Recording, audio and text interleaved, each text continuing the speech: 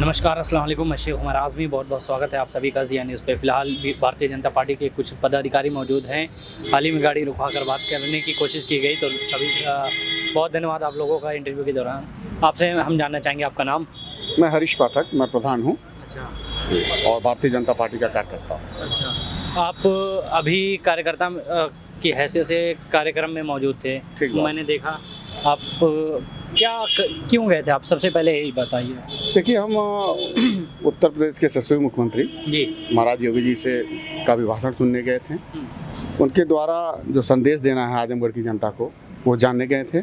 और सरकार की जो नीतियाँ हैं, जनहित में जो सरकार ने चलाया है, जिससे जनता लाभ ले रही है, उसके बारे में जानने गए थे और सबको जनाने गए थे। अच्छा, तो जो जनता के लाभ के बारे में करीब 35 योजनाओं का शिलान्यास हुआ, तो उनमें बेहतर योजना कौन सी थी, सबसे बेहतर जो आपको लगे? देखिए, कुछ स्थानीय योजनाएं थी। अभी तो पूरा डिटेल हमारे पास नहीं आया, कल पेपर में मिलेगा।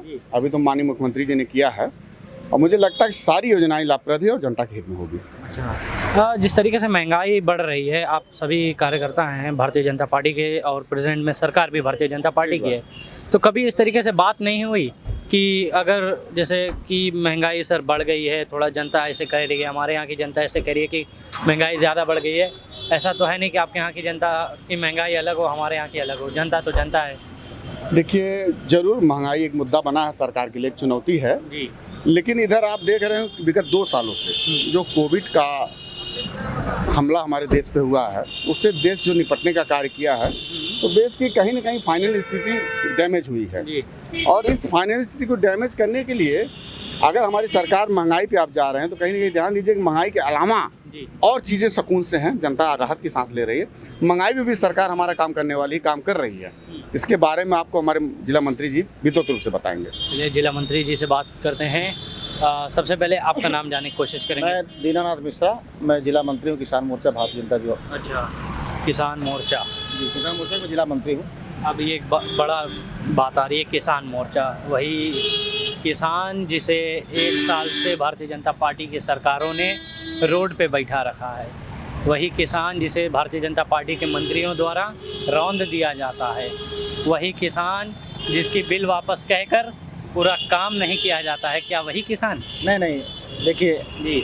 अभी तक भारत की राजनीति के इतिहास में किसानों के लिए अगर कोई हितकारी सरकार रही है जी तो आदरणीय नरेंद्र मोदी जी के नेतृत्व में भारतीय जनता पार्टी की सरकार रही है। जी। किसानों के लिए जितने भी कल्याणकारी योजनाएं हमारी सरकार द्वारा चलाई गई हैं।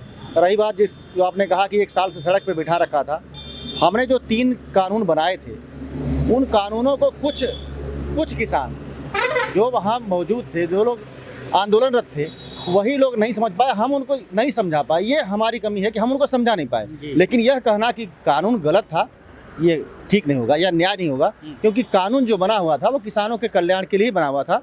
अगर वह कानून आज लागू होता तो किसानों की स्थिति पहले से और बेहतर हो जाती। रही बात आपने कहा कि किसानों को रौंद दिया जाता है, ऐसा इसमें अभी जो माननीय मंत्री जी के ऊपर आरोप लगाए गए थे, जांच चल रही है। मंत्री जी के ऊपर जो आरोप लगा वो बिल्कुल बेबुनियाद है और जांच एजेंसियां अपने आप काम कर रही हैं, स्वतंत्र रूप से जांच हो रहा है।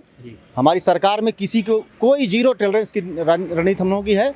जीरो टॉलरेंस, किसी को कोई जो है वो वरीयता नहीं दी जाएगी, चाहे वो मंत्री हो, चाहे वो विधायक हो, चाहे कार्यकर्ता हो। अगर वो दोषी है तो निश्चित उसके खिलाफ कार्रवाई होगी।